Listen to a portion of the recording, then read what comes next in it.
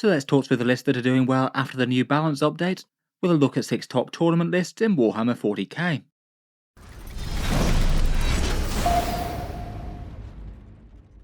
Hello and welcome back to Auspex Tactics, where today I thought it would be interesting to take a look at the lists post-Balance Dataslate that have been performing quite well, and maybe give us a taste of what's to come, with people who've made rapid adaptations in the first weekend after the Dataslate. As I'm sure basically all of you will be well aware by now, 40k has had a massive rules update last week, points changes to around about a third of the units in the game, some core rules changes that are very impactful for certain armies, maybe some more than others, and a few buffs to some of the struggling factions with some army-wide special rules being handed out. Obviously less than a week after, people haven't really had much time to adapt, and the vast majority of tournaments that weekend would have been using the old points and rules. Still though, it does look like a few big events were played that used the new points, 3 smallish grand tournaments with 5 rounds each, and I thought it would be interesting to look at some of the strongest early performers and what they're using. With that in mind, let's take a look at 6 different army lists, and do no more than one for each faction with a bit of variety. First up, we've got a new take on the Forces of the Dark Gods with this Chaos Space Marine list by Chris Woods, who used it to take first at Twisted GT, going 5-0 against a field of 22 players. Chaos Marines generally came through quite well, and not really too surprised to see them doing well in tournaments this weekend. They did have a few choice nerfs to things like Abaddon, Forge Fiends and Obliterators, but it doesn't appear to have stopped any of these being used in this list. Abaddon's still there, even though it's really quite a lot of points. I guess he might be being protected by the Nurgle stratagem, so you can't just shoot him directly, and then he doesn't seem to have a Terminator bodyguard. He can give the units of accursed cultists nearby with dark communes attached a 4+ invulnerable save, which makes them very hardy indeed, particularly so when they regenerate models in both players' command phases. They're just really quite efficient, good leadership with the dark commune built in, and really quite a lot of melee threat when they activate their once per game power up. For another big melee threat, there's a Chaos Lord with Demon Hammer. He's got the Khorne mark and is leading some Chosen into battle. They've got 5 combi weapons, 4 plasma pistols and a power fist. Khorne can give them some very easy lethal hits on a 5+ in the fight phase, which is quite nice for all those accursed weapon attacks. They'll be taking chunks out of anything in the game really. I wouldn't be too surprised to see quite a lot of Chosen running about in lists. They were pretty efficient before, and going down 5 points only made them better. Otherwise, they're 10 cultists, Nurgle marked. I'd guess maybe like the accursed cultists so you can make them untargetable when needed. A big unit of 4 obliterators with undivided. Still seems that a 20-point tax on a unit of 4 is still well worth it. Again, a big command point user there to just get 4 rerolls to hit and wound, maybe even firing out of line of sight.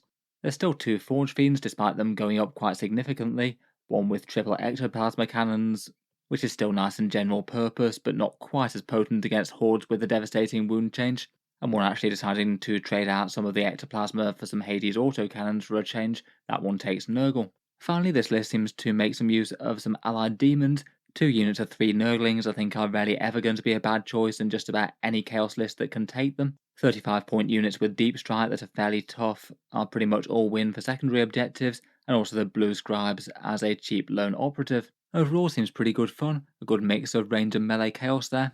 Perhaps Brawley still building around standard staples despite the points increases at this point. The demon allies are maybe a little bit different to what some people might have run though.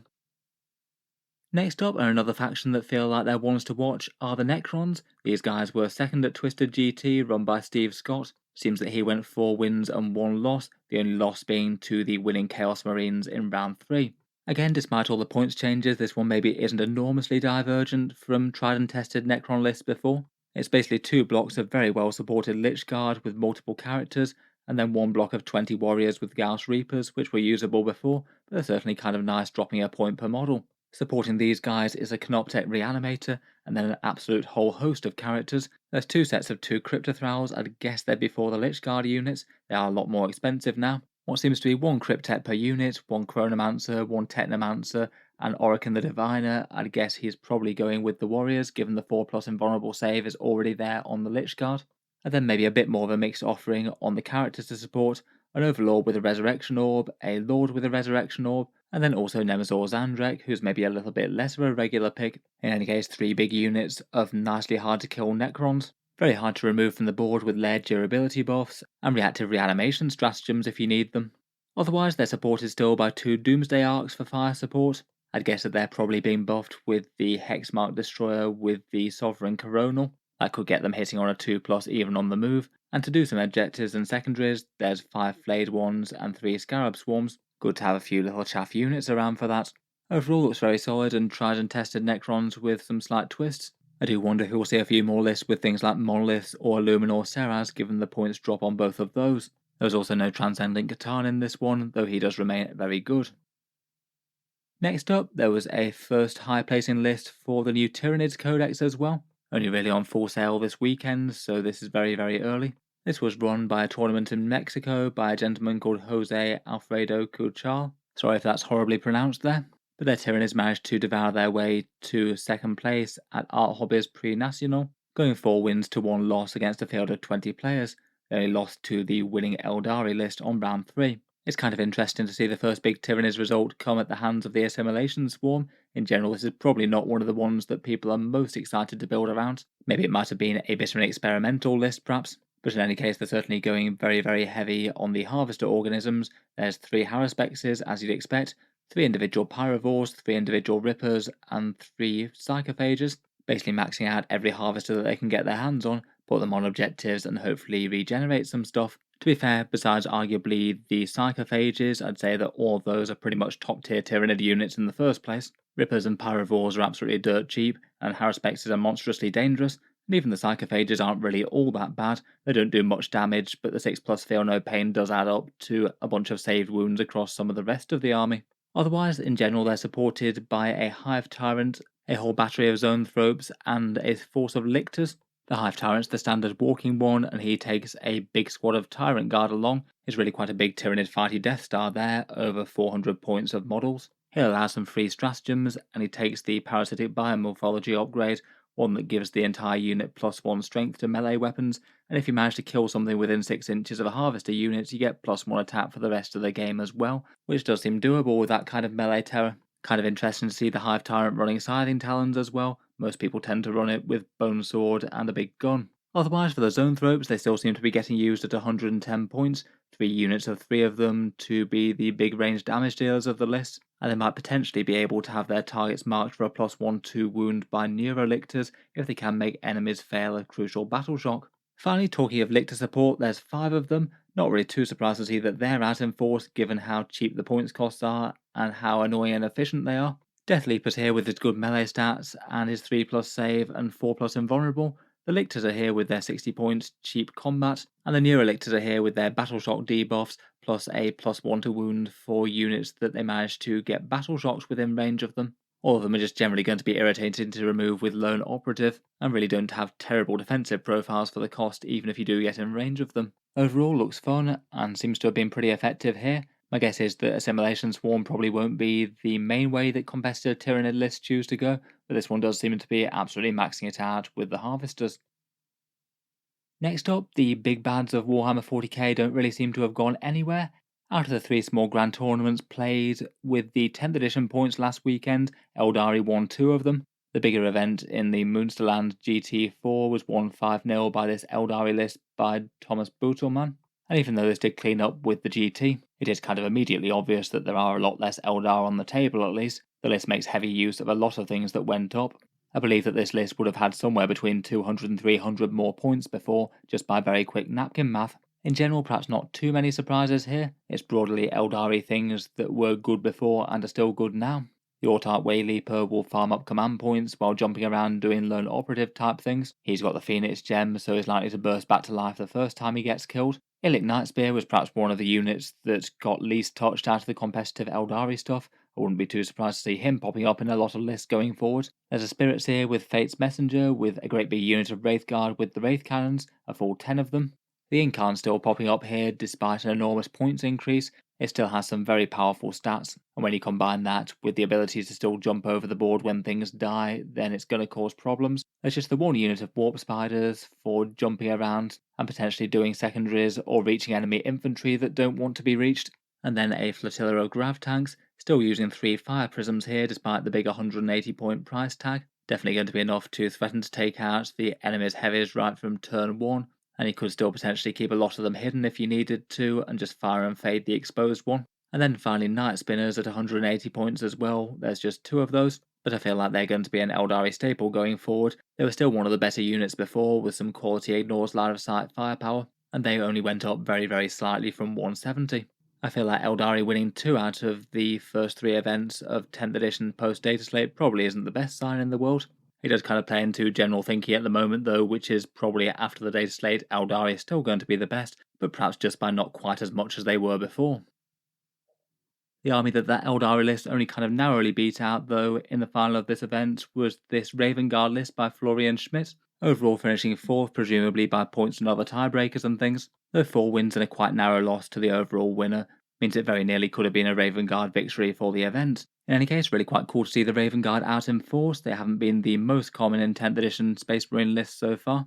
The list is headed up by Kayvan Shrike, leading a 10-man jump pack assault squad with Thunderhammer and Inferno Pistol on the Sergeant, 2 Melter Guns and 2 Eviscerators. Shrike went down a bit in the recent updates, though the assault squad stayed the same. I think they are really quite an interesting unit though, bringing really quite a lot of melee power and a whole bunch of mortal wound impact hits on a unit that's protected by lone operative type protection, so you can't shoot it at longer range. I guess when Codex Space Marines comes out, it might be jump intercessors that have to replace the assault marines there.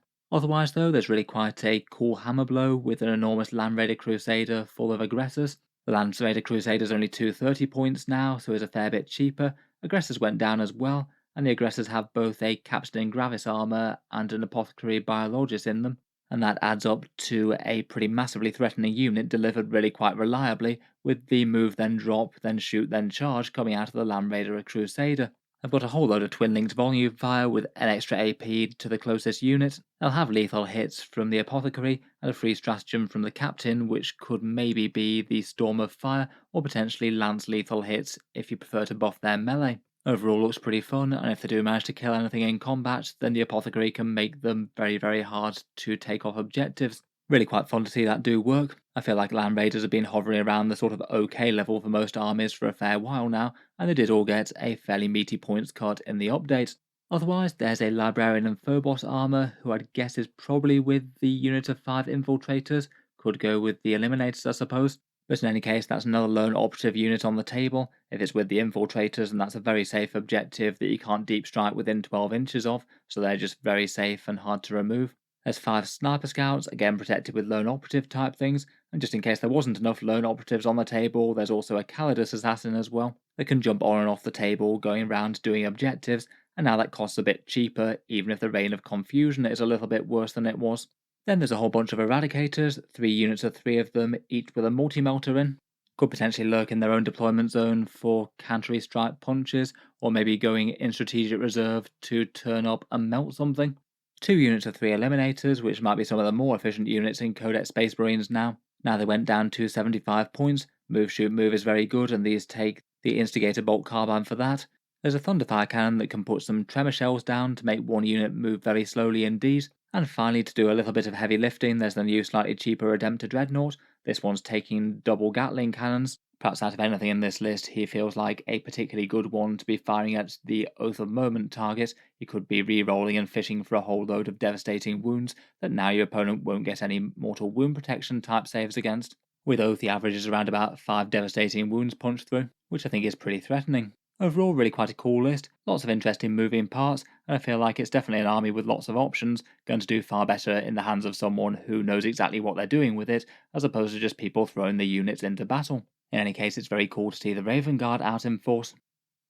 Finally, for our quick look through new powerful armies with the Balance Dataslate update, here's a Tower Empire list from that same tournament. This one took second and was run by an Arta Gutler, again only being beaten by the winning Aeldari list in the penultimate round. Tower certainly one of the most improved armies in the Dataslate. Some pretty monumental points cuts have shifted a bunch of units from being just kind of underwhelming to fairly good. One of the most interesting things about the list, I think, is that it's actually making use of Fire Warriors. There's 3 Cadra Fireblades, each of them heading up a unit of Fire Warrior Breachers with a shield and a Guardian drone, though only one of them has a Devilfish to take them into the midfield, even with the very cheap 75 point cost. Kind of fun to see Breachers and Fireblades on the table outside of transports, even if they are a bit short ranged.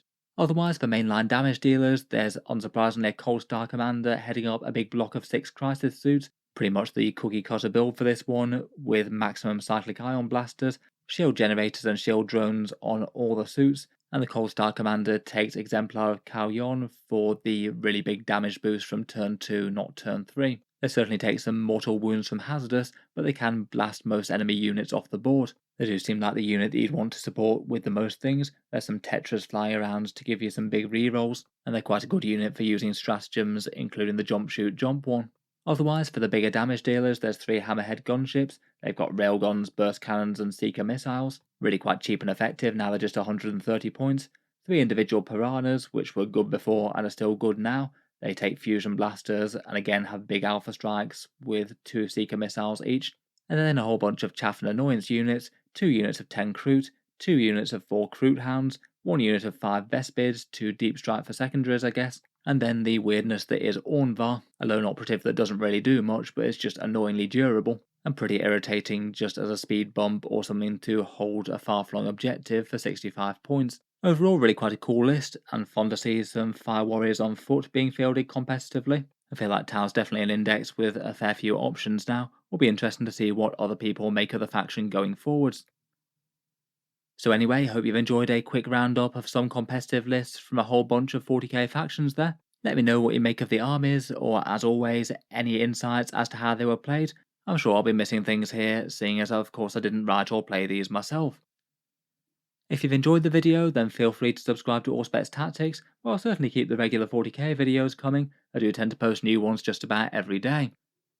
Finally, if you have been enjoying all the videos on the channel, I would like to mention that the channel does have a Patreon page as well, and you can find that linked in the video description if you'd like to support and keep these coming. Channel patrons do get a fair few advantages, seeing certain videos early, regular votes to see what sort of things come next on the channel, and automatic entry into the regular prize giveaways with a chance to win some big model kits each month. If any of that sounds good to you or you'd just like to help support, the link is down in the video description. In any case, a massive thank you for listening, and I'll hope to see you guys next time.